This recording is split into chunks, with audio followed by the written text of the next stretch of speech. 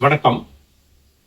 இன்னைக்கு நம்ம நம்ம தினசரி வாழ்க்கையோட நேரடியா தொடர்புடைய ஒரு சப்ஜெக்ட தான் பார்க்க போறோங்க. அதாவது அமெரிக்கா ஈரான் போர் நிறுத்தம். போர் நின்றுடுச்சு.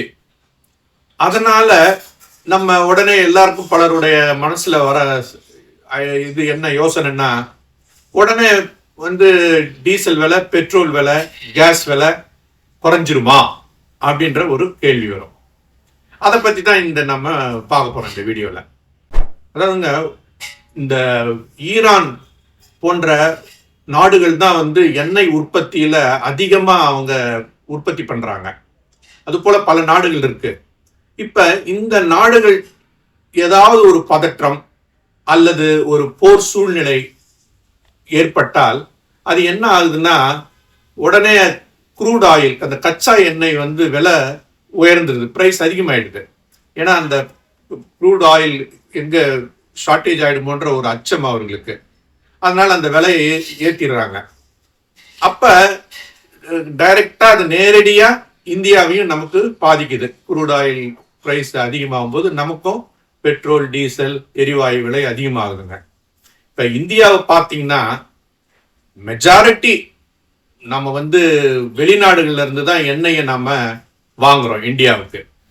இப்ப செய்திகள் வந்தவண்ண இருக்குங்க, அமெரிக்கா ஈரான் போர் நிறுத்திட்டாங்க அப்படின்னு, அதனால கச்சா எண்ணெய் குரூட் ஆயிலோட விலை குறைஞ்சிருச்சு அப்படின்னு ஒரு மகிழ்ச்சியான செய்தி வருது. இப்ப பலர் கேட்கலாம் உடனே, அப்ப நாளைக்கே பெட்ரோல் விலை, டீசல் விலை, கேஸ் விலை குறைஞ்சிருமா அப்படின்னு கேட்கலாம். அப்படி இல்லைங்க, உடனே குறையாது. ஏன்னா அதுக்கு நிறைய காரணங்கள் இருக்கு. இந்த கச்சா எண்ணெய் குறைஞ்சா மட்டும், விலை குறைஞ்சா மட்டும் இது நம்மளுடைய மற்ற பொருட்களுடைய விலை குறைகின்ற மாதிரி இல்லைங்க. அதாவது